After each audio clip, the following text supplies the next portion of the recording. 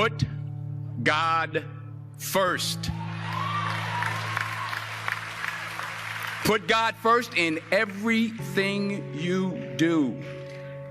Everything that you think you see in me, everything that I've accomplished, everything that you think I have, and I have a few things, everything that I have is by the grace of God.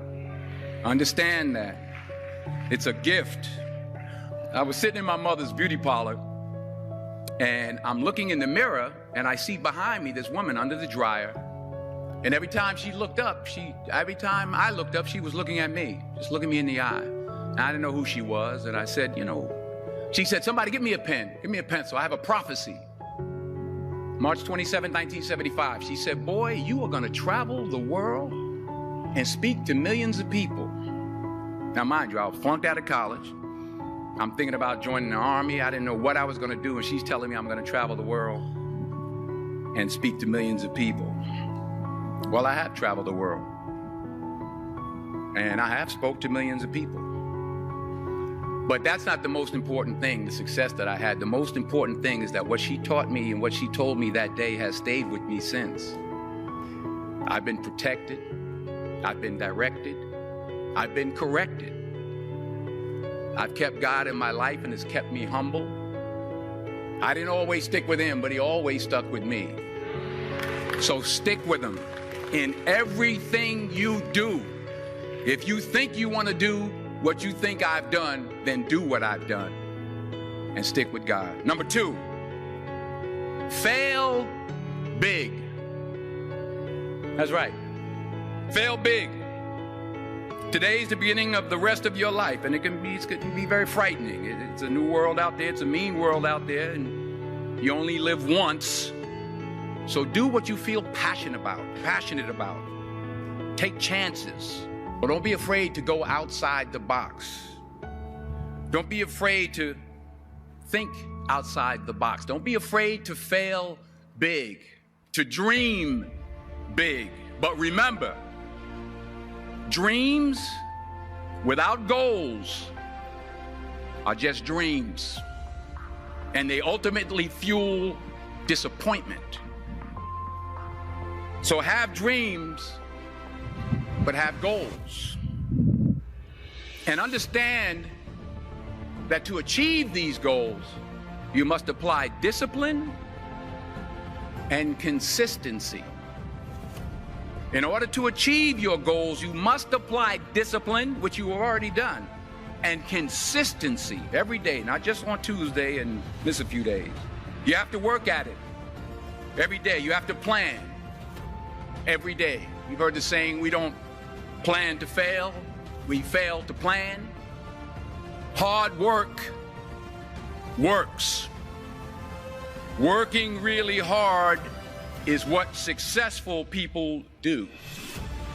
Remember that. Just because you're doing a lot more doesn't mean you're getting a lot more done. Don't confuse movement with progress. My mother told me, she said, yeah, because you can run in place all the time and never get anywhere. So continue to strive, continue to have goals, continue to progress. You'll never see a U-Haul behind a hearse. I'll say it again. You'll never see a U-Haul behind a hearse. I don't care how much money you make, you can't take it with you. And it's not how much you have. It's what you do with what you have.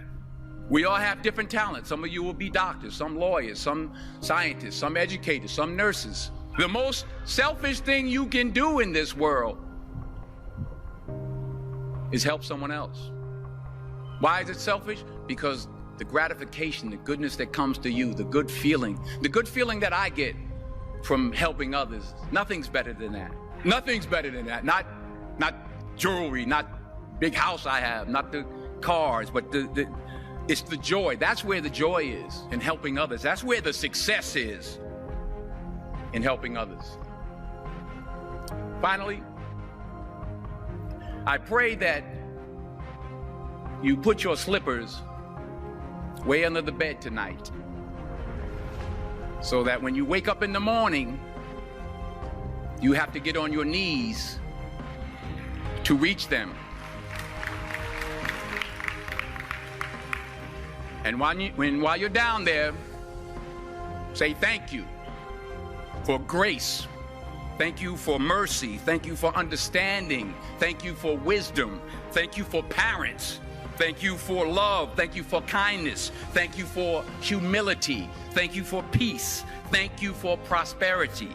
Say thank you in advance for what's already yours.